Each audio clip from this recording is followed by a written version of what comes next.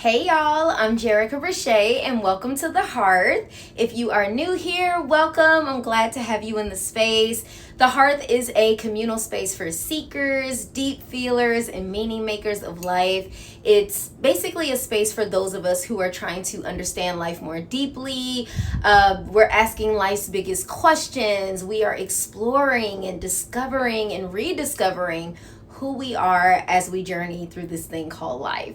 So if that resonates with you, I think you'll like it here. And if you are returning, then you're Hearthfolk. Welcome back. So in today's video, we'll be exploring Sufism as a part of my faith reconstruction journey and as a growing topic of interest for me. And we'll discuss a little bit of Taoism as well. Essentially, the inspiration behind this video is just to share with you guys my exploration with Taoism and Sufism as I have been questioning and struggling with whether or not I need God to show up personally for me, or if I can work with a God that is more impersonal. There have been times where I've wanted distance from God. We'll go into those reasons a little bit later, but there's been other times where at the same time, in my moments of uncertainty and confusion, where I longed for some sort of intimacy with God. And I had been racking my brain for quite some time trying to figure out, like, what does that mean? And it's a very much both and situation going on here. There have been seasons in my life when understanding ultimate reality as something impersonal, such as the Tao, for example, has felt much more freeing and much more liberating for me. And by the way, when I say ultimate reality, I'm referring to that thing which is the fundamental level of existence, right? It's that thing, that energy which backs all of reality. It's the reason all of us are here, whatever we are calling that, okay? That's what I'm referring to.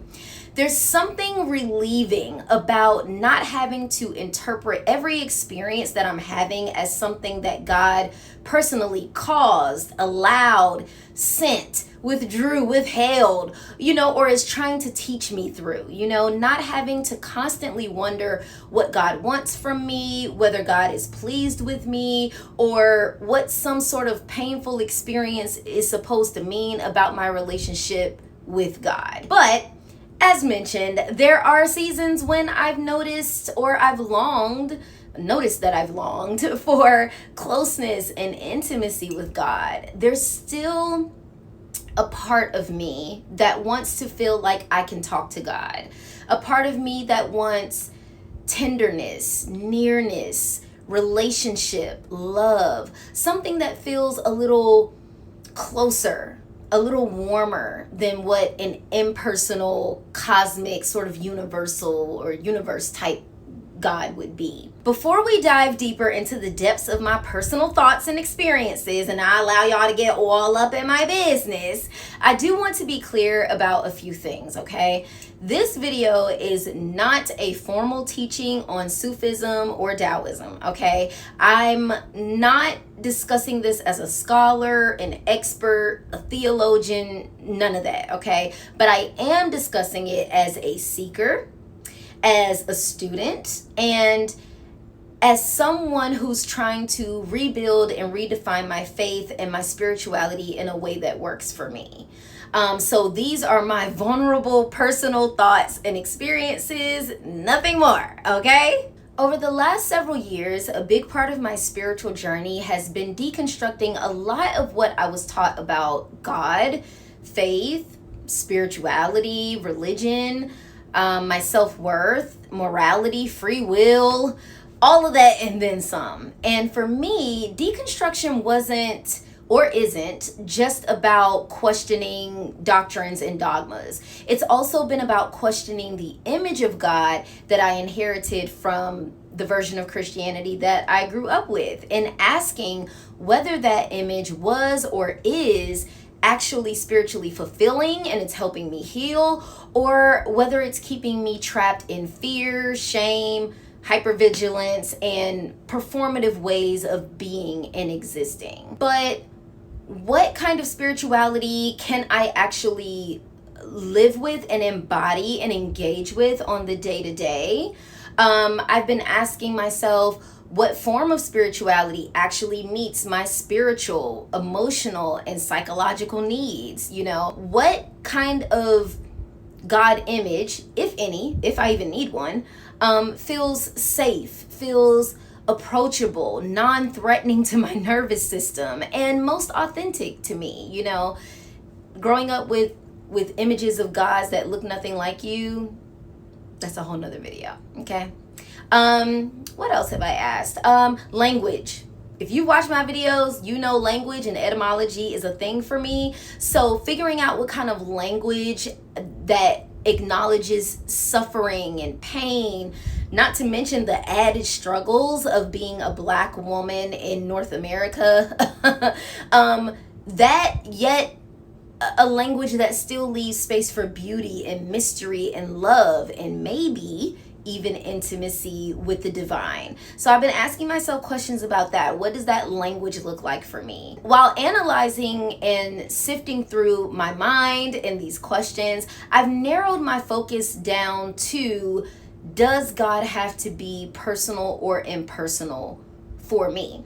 Because the answer to that helps me to know where to set my expectations and to keep my expectations and my feelings in check in a way that can be consistent enough for me so that I can feel some sort of spiritual stability, you know, to have some sense of certainty. You know what I'm saying? I've never forced myself to seek answers to those questions while exploring different spiritual paths or walks in faith, but I've noticed that Sufism particularly has been a path that's been helping me to sit with these questions from another perspective, to sit with them at a deeper depth and explore them. Sufism, as I am learning about it, has provided the language, which is one of my questions, right?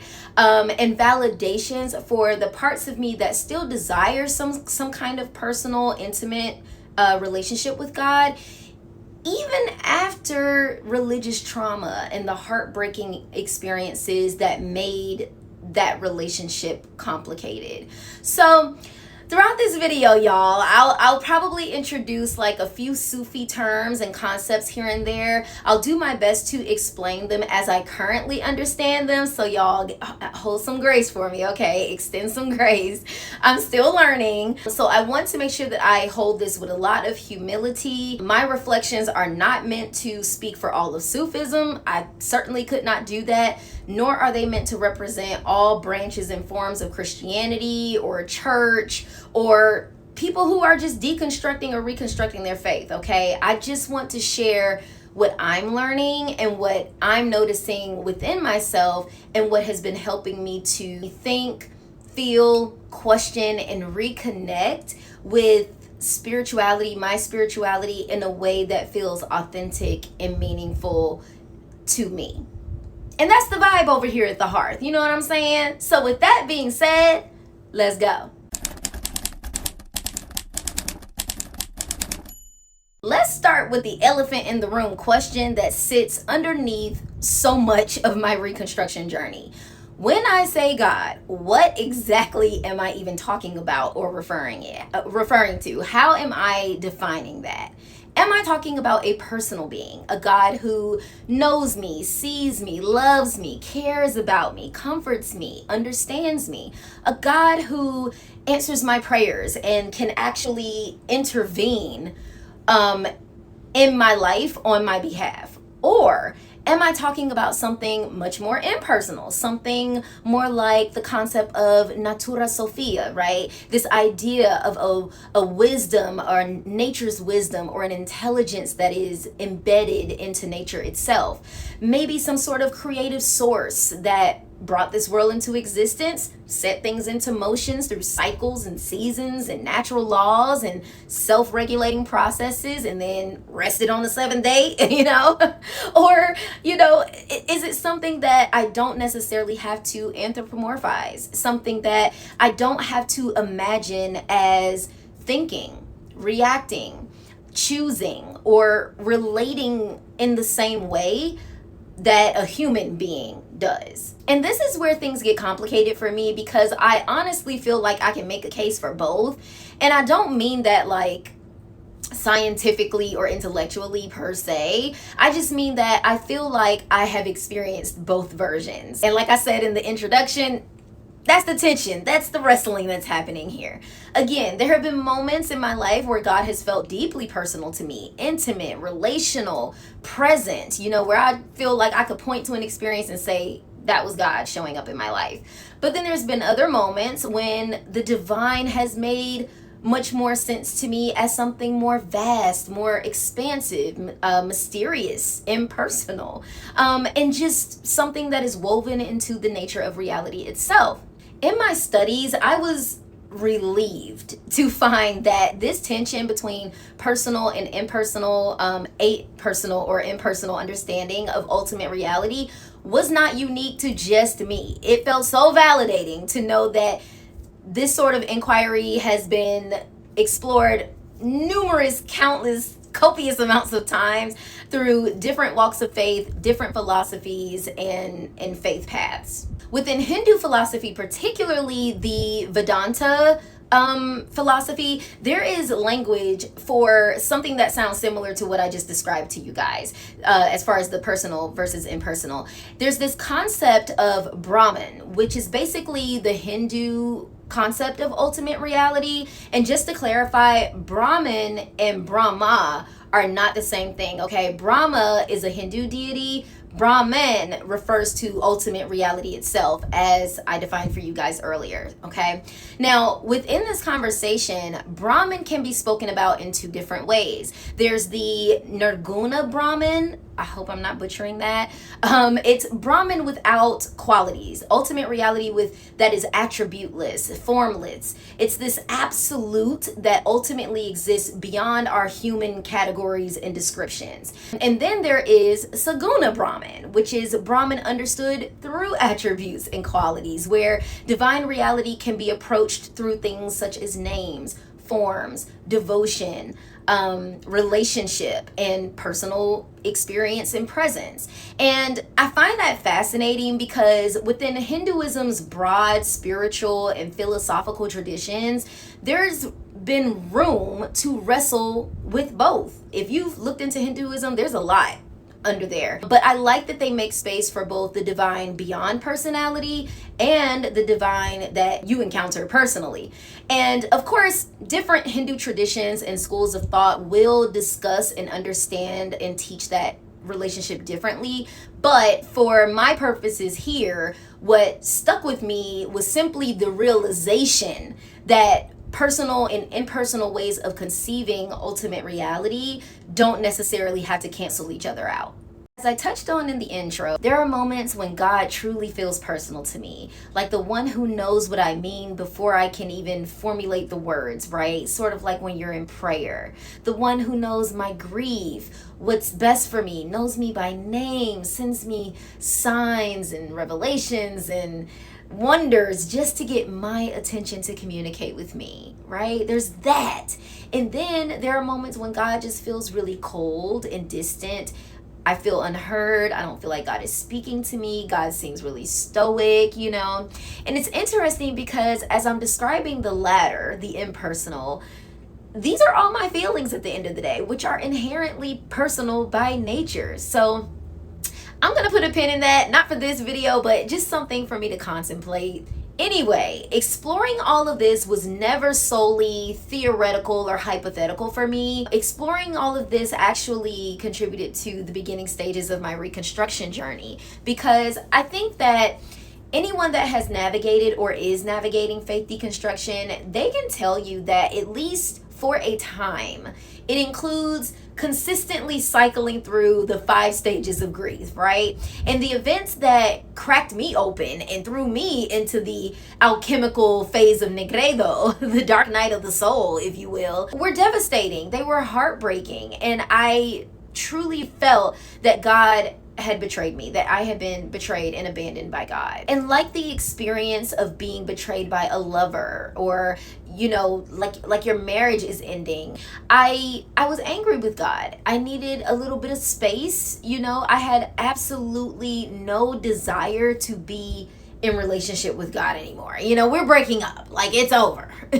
By the way, if anyone is interested in hearing the backstory around what cracked me open, I probably shouldn't say crack because we're using that term for other things now, and it's definitely not that. So I should probably say, if you're interested in hearing about what broke me open, I'll try to remember to link the Instagram live post from about 2 years ago where I discuss that in further detail. Anyway, I had not stopped believing in God or believing in love, but the God that I had been in relationship with, that I felt betrayed by, just felt a little bit too painful to approach or to continue being in relationship with. It just felt a little bit too complicated. It was too wrapped up in shame and fear and my disappointment, my anger, and I had too many unanswered questions going on for me to stay that close and intimate. I needed God to not feel so personal, in the way that I had become to know God to be through my Christian upbringing. I needed God to feel less like a being that was watching and allowing everything that was happening to me and then selectively choosing when and when not to intervene in my life, and to be more of just like the source of existence, a creator God, something that just created the world, created me, and that's it. I didn't have to think too much more about it other than that. And that's a big part of why Taoism ended up becoming so important and meaningful for me at these beginning stages of my reconstruction process. The Tao, or the way, gave me a way of relating to God without feeling like I had to force myself back into intimacy before I was ready. It gave me room to breathe, to sort of exhale, and it gave me the perspective that I needed to be able to honor that space that I was in at the time. It allowed me to honor the sense that in some way, somehow, humanity was given life and consciousness and an intelligence, but without requiring me to immediately answer all of the science or emotion or theological questions around that I still had about God. Through the lens of Taoism, ultimate reality could remain nameless, undefined, and mysterious. Lao Tzu says in the first verse of the Tao Te Ching, "The Tao that can be described is not the eternal Tao. The name that can be named is not the eternal name." And learning this was perfect for the place of uncertainty that I was in at the time, because one of the uncomfortable things about deconstructing your understanding of God is that once God no longer seems to fit the image or the definition that you once had, there can be this pressure or this sense of urgency to figure out what God is now. You know what I'm saying? If God isn't this, then what is God? And I think at the time, I still felt like I needed to answer that question. Like I needed to replace one understanding of God with another understanding that made more sense. But this opening line of the Tao Te Ching offered me a completely different possibility.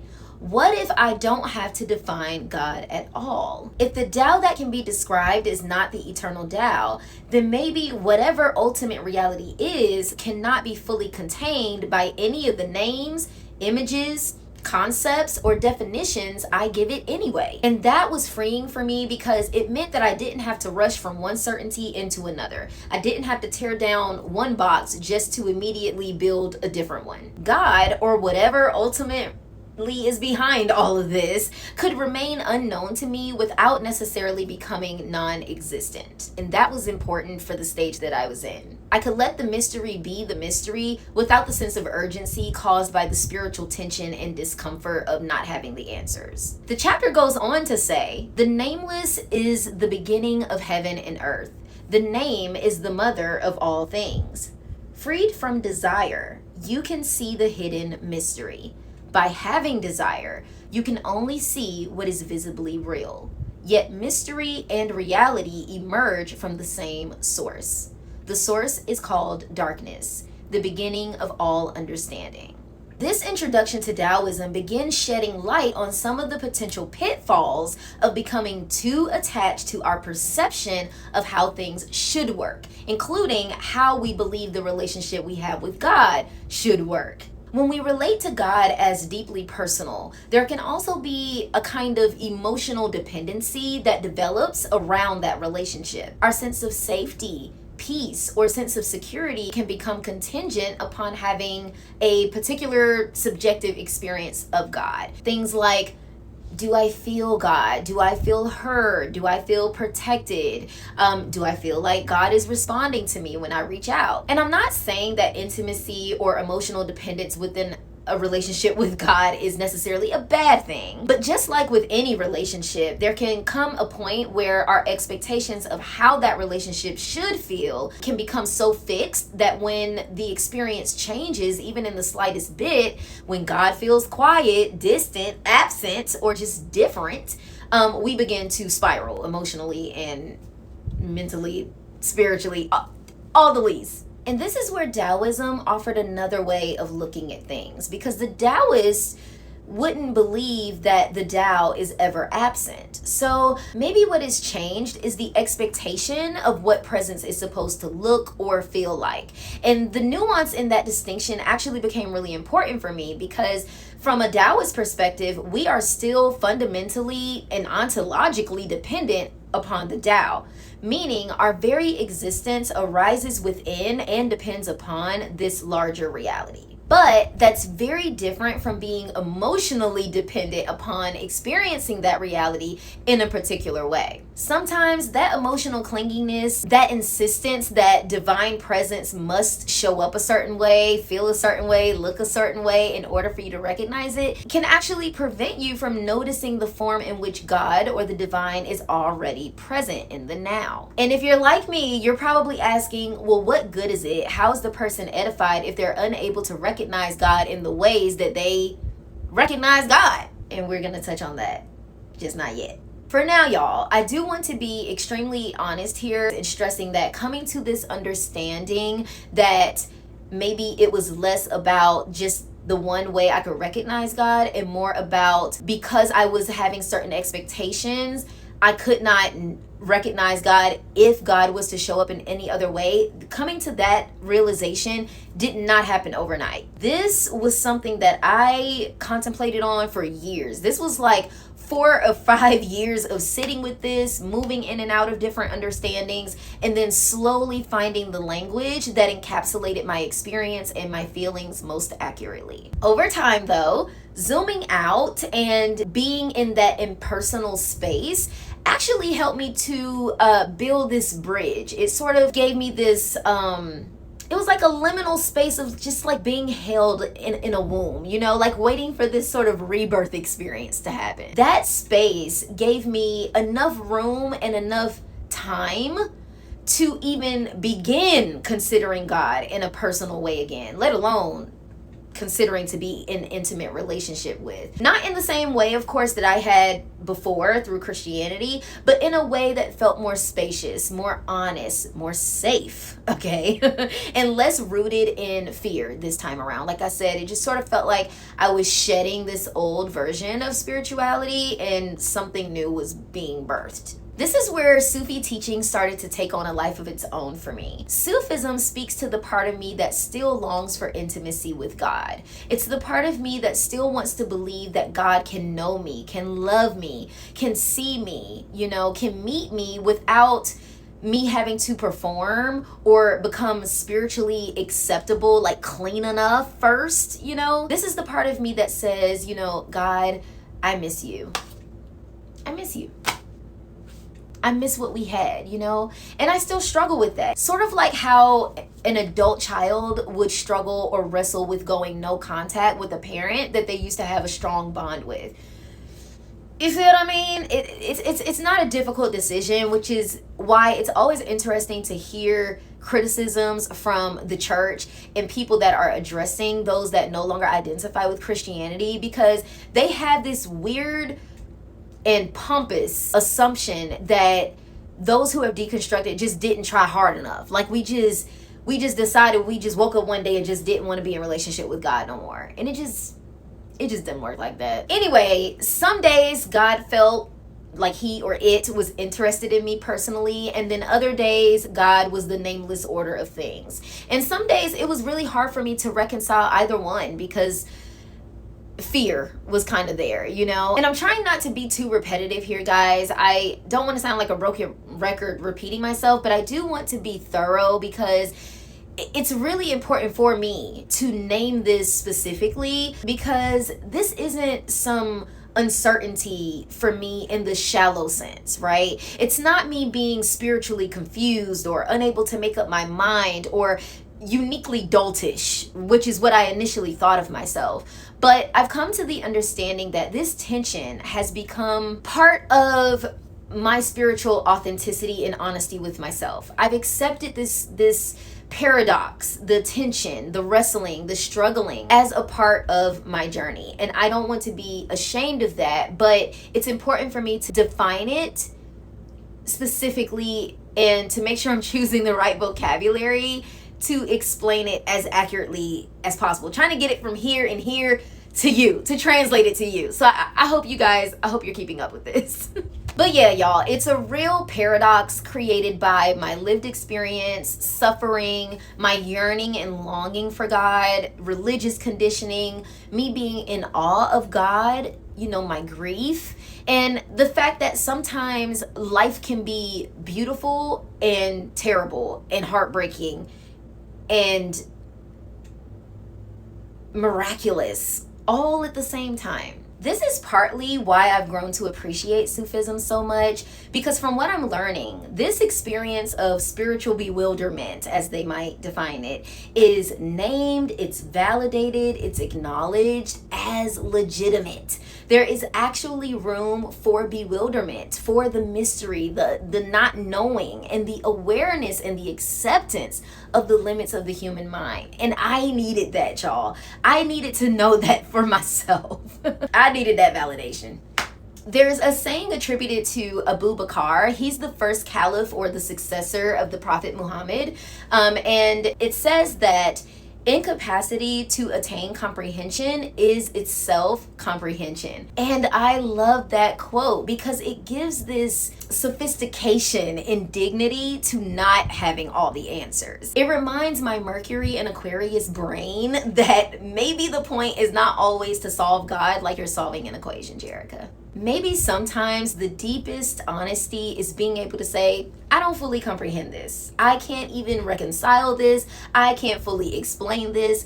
Yet, there is something to be discovered here. In Sufi language, there's this concept called hayra, which can be understood as bewilderment or a holy perplexity. And it resonates with me because so much of my journey has felt just like that. And the deconstructing and the reconstructing part for sure, especially that moment where I was forming the bridge, you know, it's the kind of confusion where I'm not lost because I don't care or that I'm being irresponsible with my faith, but it's because I'm actually paying attention. You know, I'm paying attention to the ways that God feels near and the ways that God feels impossible to understand and explain. And in that way, the tension between a personal and impersonal God hasn't been something that I've been able to completely resolve.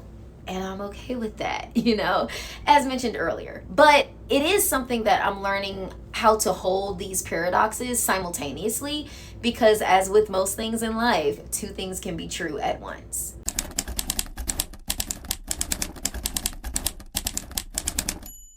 If two things can be true at once, then I think the next honest thing for me to say is that Sufi teachings did not reach me because I was fully ready to run back into the arms of a personal God or have some sort of intimate relationship with God.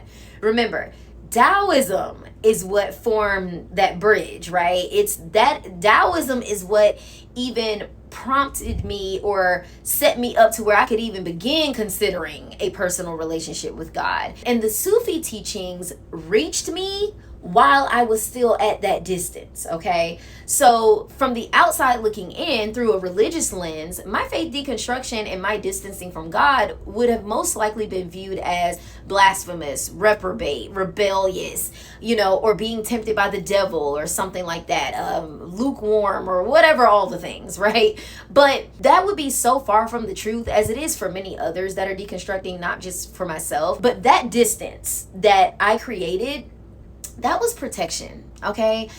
It was the space that I needed in order to breathe, to heal, to grieve, okay? And figure out, was there any way for me to approach God again without betraying myself or getting my heart broken again in the process, My intimate relationship with God was a vulnerable one. And when you feel like God has abandoned you, rejected you, or failed to show up when his word promised that he would, I'm saying he because that's how I referred to God at that time. Yeah, you that's what betrayal is. It's a breach in trust, right? So I needed to protect my heart space. I needed to protect my feelings because my feelings were essentially hurt by God. The heart can only break so many times and so much before the walls go up, right? The protection. And somehow, even with my walls up, Sufism was able to reach me in that space. And I had to pay attention to that. I had to explore that. Somehow, y'all, Sufism was able to touch my heart in a way that felt gentle and delicate. The Sufi teachings met me right where I was in my wounds. One of Sufism's many famous poets, Rumi, is known to have said, "The wound is where the light enters you," which is so fascinating to me because astrologically, I have Chiron, which is the wounded healer, in the 9th house, which is the house of God, spirituality, and higher learning. So how fitting is it that it is through the wounded faith and religious trauma that the light enters me and healing finds me? As I continued studying Taoism and battling nihilism, I came across a video by Brittany Hartley. She's the spiritual director over at No Nonsense Spirituality. She has a pretty big following on YouTube and other platforms. So if you have not checked out her content, please do. It's life-changing, okay? Especially for people deconstructing. Anyway, in that video, and I don't remember exactly which one it was, but she was talking about her experience with her Sufi teacher and how he met her in that place of uncertainty.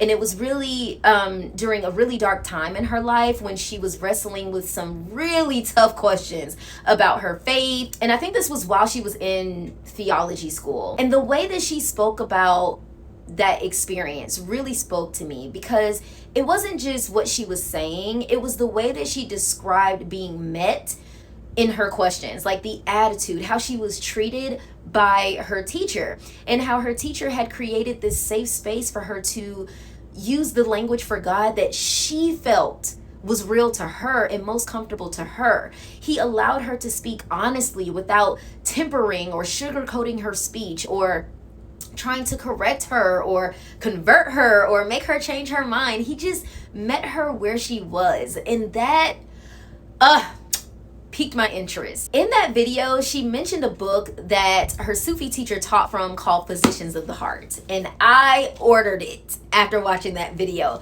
And when I tell you, y'all, this book has shifted something in me. Now, I'm not religious with it, and I haven't made any concrete decisions about God or being intimate with God again. But for the first time in a very, very long time, I find myself interested in allowing myself to entertain it, you know what I'm saying? To get back in the talking phase, maybe. You know what I'm saying? To some of y'all, that may not seem like a big deal, but it's a big deal for me, and here's why. This is a fear that I sort of touched on a little bit ago, but I didn't elaborate on.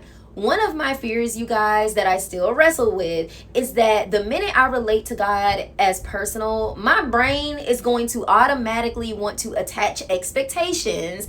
And if I have expectations, then I open myself up to disappointment. You know what I'm saying? And depending on where you are in your healing, disappointment with God can feel like a wound that you're not ready to reopen. It's like ripping the darn Band-Aid off. So this is why, y'all, I have to feed myself and remind myself of the Taoist perspective of attachment that we were discussing earlier. So for me, Sufism hasn't come into my life and erased the conundrum of personal versus impersonal God. It has not made me say, okay, God, let's get back together. We cool now. No. But it has truly softened my heart, and I feel myself wanting to melt at least some of the ice wall between me and God. And I do find myself resonating with the dance between the lover and the beloved, which is often referenced and written about in Sufi writings and poetry. Oh, was the book upside down the whole time?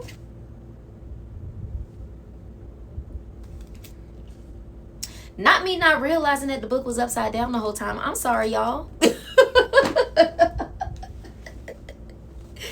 My bad. Now you can see it. Physicians of the heart. I'm just talking, child. Now, before I go any further, I do want to pause and briefly provide context by defining Sufism as I am referencing it, because I want to be very careful here.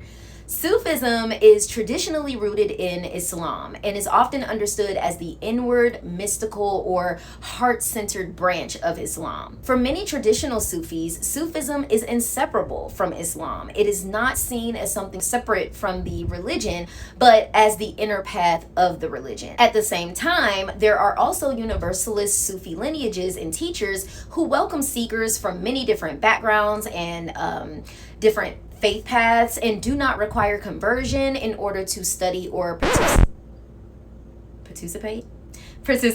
And I do want to honor both of those realities. So when I talk about Sufism here, I am not claiming to speak for Sufism as a whole. I am not claiming the title of Sufi. I am simply speaking as someone who is studying, reflecting, and being deeply moved by certain Sufi teachings, okay? So let's just make sure we're clear on that. Student, seeker, meaning maker, okay? One of the reasons Sufism has been so meaningful to me is because it speaks to both my heart and my intellect.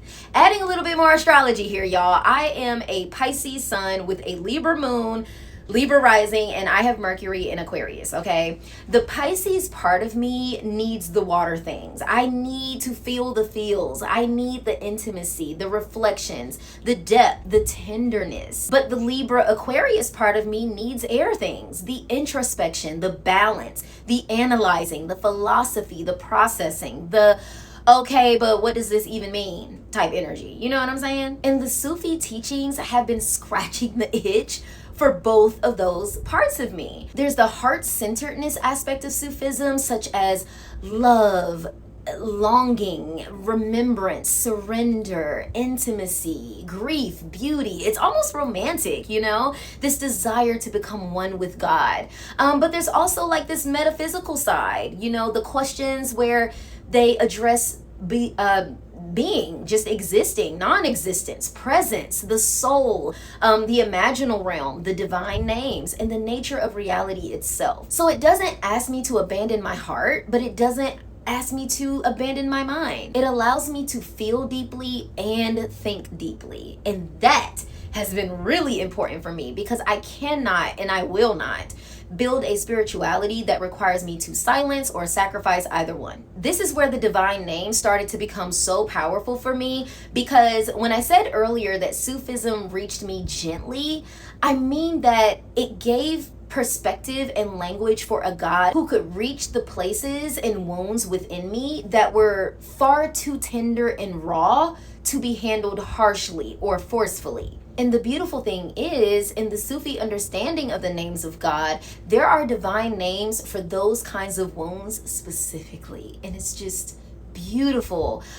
There are 3 that I can think of right now that really appeal to me. There was Ya Latif, which means the subtle one, the one who reaches what's hidden, delicate, or hard to reach.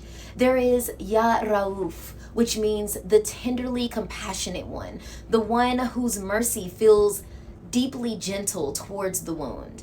And then there's Ya Halim, which means the forbearing one, the one who doesn't rush you, the one who gives space, patience, and room for your unfoldment, your personal, unique unfoldment. So when I say, y'all, Sufism touched my broken heart gently, I don't just mean that poetically, although it is beautiful. I mean that the teachings themselves gave me a way to imagine that God could know exactly how to reach me without overwhelming me, without me needing to change first. Like, God could touch the wound with the delicacy of a feather, okay? That's how fragile I was at that time. Despite my ice wall, despite my pain and my grief, okay, God was able to pierce through all of that, at least with the language of Sufism, and meet me in those tender areas. And this is why the names of God in particular have become one of the most meaningful parts of my studies with Sufism thus far. And I think about, I don't know if you guys have ever seen the Disney Pixar movie Soul, but if you remember the part when number 22 just goes into the sunken place, and what's his name? I can't think of his name. The teacher is trying to reach her, and you know, her wounds are so big, she's become so monstrous, but he's able to pierce through that eventually and reach the inner child, the inner parts of her in that moment that are just scared, you know, I mean, that are just heartbroken and scared, you know. That's what I think about when trying to describe this part of the journey to you guys. The divine names probably deserve their own video. They definitely do, because there's so much there, and there's so much that the Physicians of the Heart book teaches about them. Y'all, my book, I'm not even, I'm okay, we highlight around here. It's been, we doing the work, okay? And I'm only to where you see my tab. That's how far I've gotten, and it's just so much. It is a wealth of information in this book, y'all. So maybe we'll go deeper into those in another video at some point. Maybe. Y'all have to let me know if you're interested in that.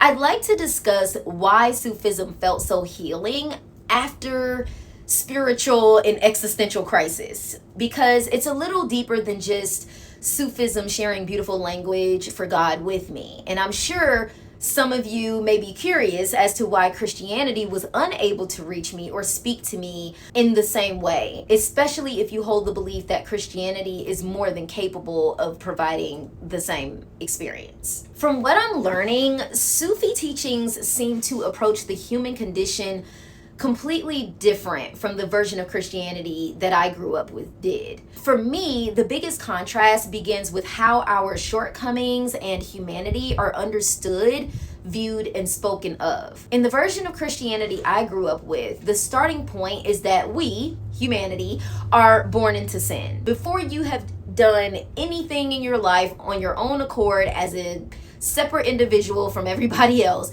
you are already born into this fallen state, this fallen condition because of the sins of Adam and Eve. Their disobedience becomes the inherent conditioning for all of humanity. So the human being is framed as sinful, separated from God, and in need of salvation. That salvation needs to be obtained before they die in order to be reconciled back to God. The message was that in order to enter heaven, you needed to accept Jesus as your Lord and Savior and receive the gift of salvation. You needed to be born again. You needed to be reconciled to God, because sin is what separated you from God. And I know that many Christians will say, well, Christianity doesn't teach that you have to be perfect to have relationship with God. And I understand that. I have heard that preached many times. I've definitely heard people say or imply that you can come as you are. And maybe there's some truth to that for some, but in my experience, you can come as you are, but you absolutely could not and cannot stay as you are. Because once you came in, there was still this expectation that you had to die to your flesh. You had to be ye transformed by the renewing of your mind. You had to become born again through baptism of the Holy Spirit. You had to change, you know? You had to overcome the sin that was separating you from God. So although perfectionism may not have been the technical doctrine, it most often felt like the atmosphere. That is what was implied. That's what the experience felt like, you know? It felt like there was a spiritual standard required in order to be in right relationship with God. Definitely in this life, and absolutely as a prerequisite for the afterlife. Outside of Wednesday night Bible study or Sunday services, when real life gets messy, that come as you are grace did not always translate or extend to those moments in my experience. The moment you became a little too worldly, you was asking questions that shouldn't be asked or committed certain sins, the atmosphere turned into condemnation, judgment, shame, and a whole lot of guilt tripping. Through the pulpit and scripture, you are reminded over and over and over again that you are not worthy of God, that your righteousness is like filthy rags, that you can be a stench in God's nostrils, that God can turn his back on you, turn away from you, that your flesh, which is your humanity, is wicked, that your heart is deceitful, and that you should not lean into your own understanding. You can't even trust your own mind. And then there's the constant biblical reminders of what happens when people disobey God. Moses, for example, did so much right. He did so much the right way. And still, because of one act of disobedience, which was striking a rock instead of speaking to it, he was not allowed to enter the promised land. After all he did, you know? And there's a plethora of instances where people were punished, killed, or were made examples of either by God or in the name of God. You see how perfectionism seems to be the only option? As a child, and even later as an adult for me, those stories amplified the need for obedience and perfection. You know, I became obsessed with atoning for and repenting for every little thing that I either did or thought of. And I felt like I was constantly surveillanced by my own mind. There was always a consequence lurking, and because of my awareness of that, my anxiety was also lurking around every corner.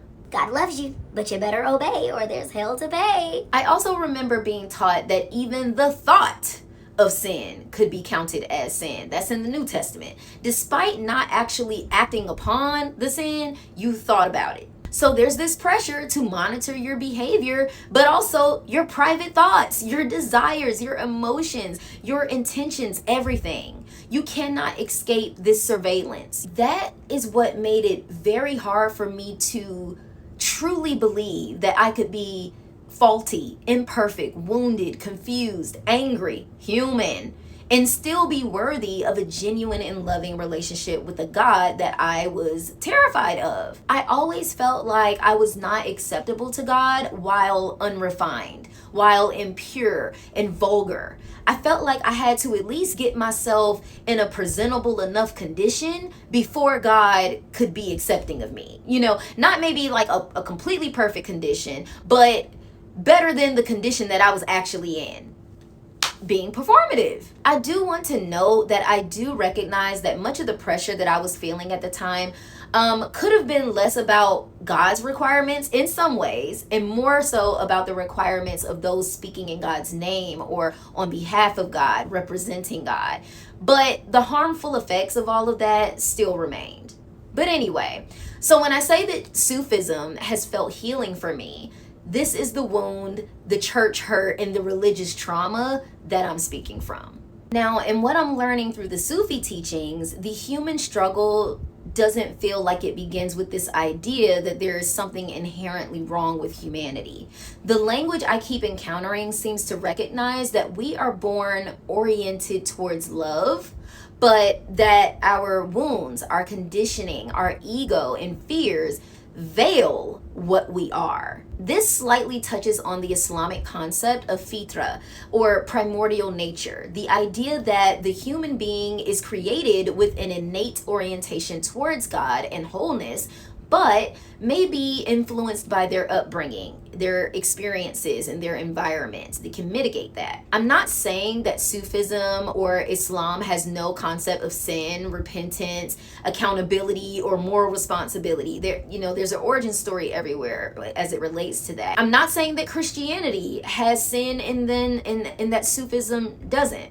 My point here is that what I am personally encountering in Sufism feels less like this inherent depravity being placed on humanity and more like an understanding of why human beings miss the mark the way we do. And that distinction matters to me, because if I am veiled, then the separation is not because there's something uniquely and fundamentally up about me or wrong with me.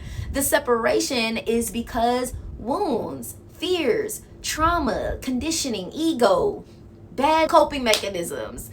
And it is those things that have created the veil, and that veil thickens, based on what we've gone through, which hinders our ability to see, hear, or have closeness with God. This at least allows me to question, is God absent, or am I just not able to perceive the nearness clearly because of the veil that separates us? It's like coming up for air to be affirmed that you aren't unworthy of God, but rather that there are things covering the heart and clouding the perception and coloring the way that I see myself, God, the world, and of course, the filters and the lens through which we are perceiving says a lot about how we experience everything. And what I think I'm understanding with Sufism, it feels more like God is already near you. God isn't absent. And the purification process, or doing the work, removes these veils, starts to clear them up, and helps us to receive God's presence and nearness more abundantly. That's a completely different emotional experience. And for someone that's healing from religious trauma, that difference is life-changing, or at least it was for me. I want to circle back for a second, because when I say that the purification of doing the work helps me to receive the nearness of God more clearly, I'd like to expound on that by sharing a saying that is attributed to Sufi mystic, I think you pronounce his name Junaid of Baghdad, who said, "The water takes the color of the cup."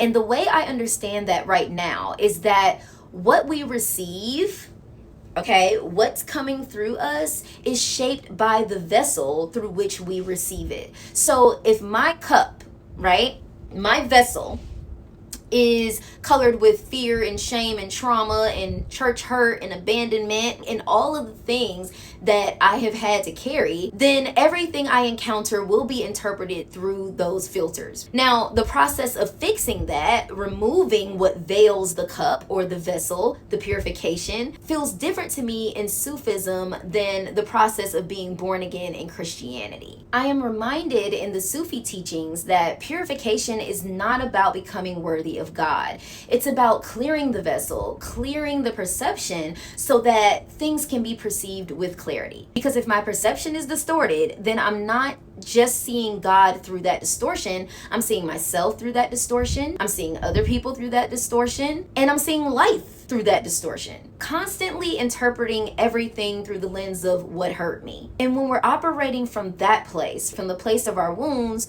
we react, we assume, we project, we protect ourselves in ways that probably made sense at one point in time, but may now be preventing us from living more freely. And that impacts our choices. It impacts our relationships. It impacts how we treat ourselves. It impacts how we're treating other people and the way that we engage with and participate in life. So purification, as I am understanding it, is about reclaiming your autonomy so that you can move through life from a more grounded, honest, and conscious place, as opposed to what's running rampant back there in the subconscious. This allows us to be more proactive in life. Now that we can see things clearly, as opposed to being reactive as the result of our veils or our nafs, etc.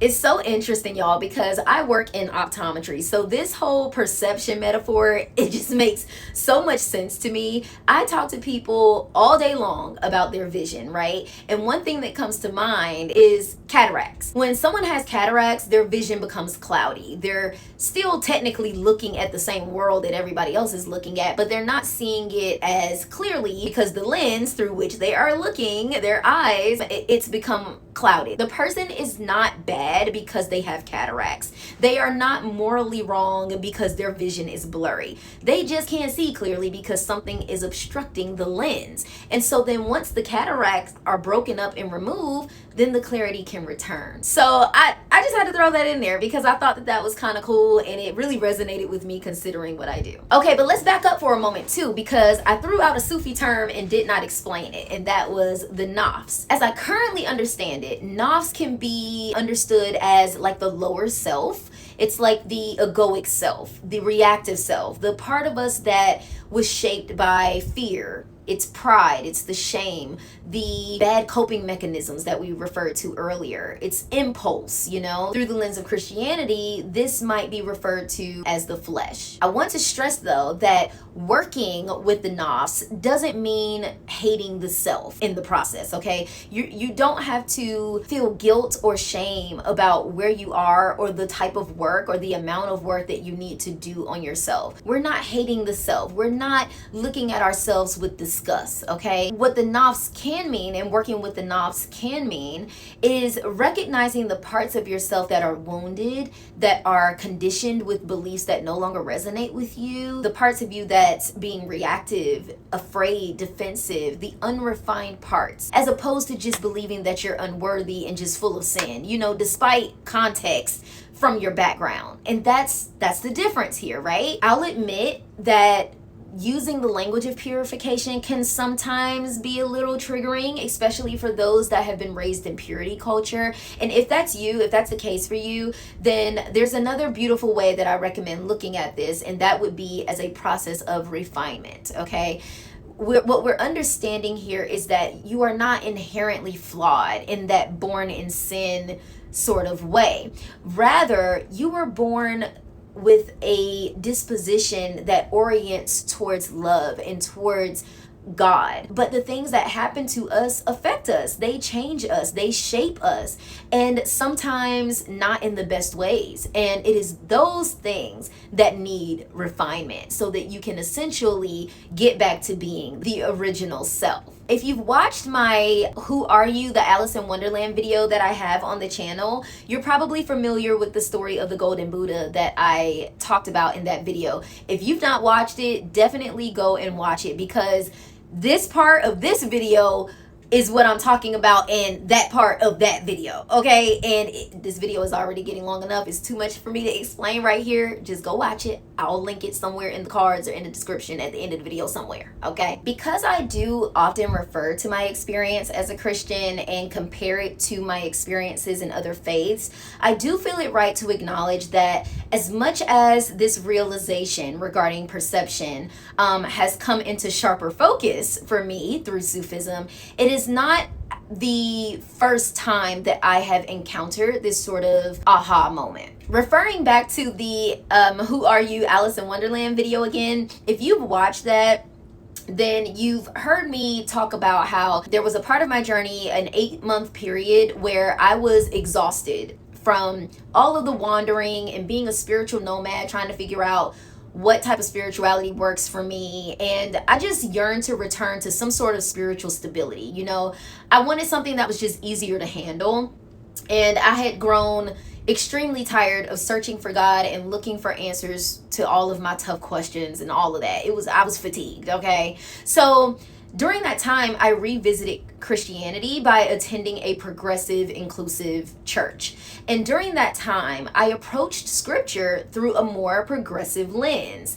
And I came to a very similar realization about perspective that I just shared with you guys moments ago. So I don't want to give the impression that Sufism has had this sort of monopoly on this sort of insight. I think that there are beautiful, mystical, and contemplative streams within Christianity, as well as other traditions, that also point towards this same understanding. For me though, Sufism has become the language that my heart can hear and respond to. Due to the religious trauma and church hurt that I've experienced, there's a complicated history between me and Christianity, and because of that, even if the message is the same, it's harder for me to receive it through those old teachings, you know, without immediately filtering it through those wounds and some of my old fears. So I want to make sure that I'm honest and upfront about that. This doesn't mean that Christianity can't lead someone to arrive at these same places. It's just that for me right now, Christianity does not do that. So I hope that that helps to sort of address why it would seem as though Sufism has done something for me that some of you may feel like Christianity could have done the same. So I just sort of wanted to make sure I touched on that. So before I end the video, guys, I do want to quickly touch on something that is really important to me. I mean, at this point, the whole video is important to me. I'm pretty sure I said, hold on, if you guys can't tell, this is a delicate conversation to me. You know, when we get to talking about spirituality and faiths and comparing religions, and not like in a scholarly comparative kind of way, just in a way that can be resonated with as you're talking about your experiences.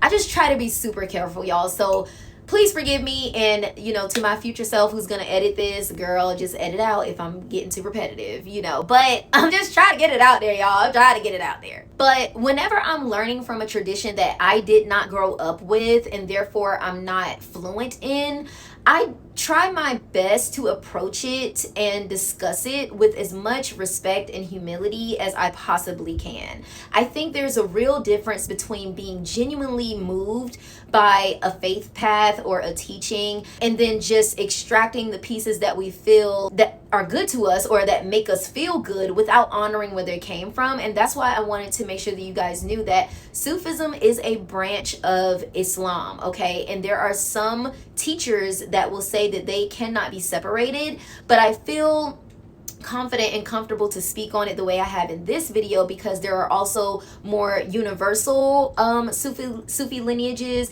that do not require for you to convert or to be a Muslim in order to engage with, study, or practice Sufism. So when I share my reflections on Sufism or any other traditions for that matter, I want to make sure, and I hope that it is translating to you guys, that I'm doing my best to be very mindful of the traditions, the roots, the histories, the language, the historical teachers, practices, and interpretations and communities that need to be honored, because these faiths did not just come from nowhere. There's a rich history with them. And so I want to make sure that I am acknowledging that. Again, there's so many different understandings of Sufism, and there's probably conversations within both the traditional and universalist spaces that are so much more complex and nuanced than what I've been able to cover in this video, okay? So when I share something with you guys or how something lands for me, I am not saying that this is the one true meaning or that it is the way, the truth, and the light, okay? I'm saying that this is how I currently understand it, and this is how it's helping me to make meaning. This is how it's meeting me in my own reconstruction journey, okay? Lastly, y'all, there's something that I came across while reading through the Sufi Path of Knowledge by William Chittick that has really stayed with me, and it's this Quranic phrase about entering houses through their doors. I'll try to put it up on the screen if I can. And the way that I'm holding this phrase, the way that I'm holding that, especially as someone approaching Sufi teachings from the outside in, it's a reminder to enter the house with respect. It feels discourteous to sneak in through the back door, so to speak, to take what we like from a particular lineage or text or philosophy and then ignore the rest, or to try to detach it from its home as if it existed in isolation, you know, to only consider Sufism without acknowledging that it's rooted in Islam or that that's where it comes from. All traditions should be approached with reverence by honoring the door. You come in through the front door. You honor the house. You honor the people who have lived with these teachings long before you encounter them, before I encountered them, right? At the same time, I also think it's important to honor what unfolds within me personally as I receive the knowledge. And for you, remember, the water takes on the color of the cup, right? If my cup is yellow and Hufflepuff, then I'm going to be navigating life through seeing yellow and through the mind of Hufflepuff. All of our vessels are different, and we should definitely honor how something lands within us as well. So if you're watching this and you're navigating deconstruction, reconstruction, religious trauma, spiritual bewilderment, or just that strange liminal space where you cannot go back to who you were, but you also have no clue what you fully believe or who you are becoming, I hope that this video reaches you there, okay? I hope it reminds you that you're not the only one asking tough and difficult questions. You are not the only one trying to rebuild your spirituality, a spirituality and a relationship that doesn't require you to betray yourself. You are not the only one who still longs for God, even though you may be afraid or reluctant to get back into relationship with God. Maybe you don't even want to use the word God. It may have become too loaded or complicated to use. I've been there. And maybe Sufism will be meaningful for you. Maybe Taoism may speak to you. Maybe Christian mysticism, Buddhism, Vedanta, or some other sacred path will give you the language for where you are and the direction that your journey is taking you. Or maybe this video is just simply to remind you that it's okay to be in the process. It's okay to be the student. It's okay to be in bewilderment and not have it all figured out. For me personally, I wanted to make sure that during my reconstruction journey that I wasn't accidentally replacing one rigid belief system with another. So give yourself that time and that space to just be in spiritual bewilderment, to be in the haira of things. Anyway, y'all, thank you so much for taking the time to watch this video and to spend some time with me here at the Hearth. I hope that you enjoyed it. I hope that my points came across and that you understand that at this point, I don't know whether God has to be personal or impersonal. Maybe it's I am that I am, and so therefore God will operate within my life in whichever capacity I need God to at the end of the day. Don't forget to please like, share, and subscribe to this video if it was of interest to you. Thank y'all so much for being here, and I will see you in the next one. Bye, guys.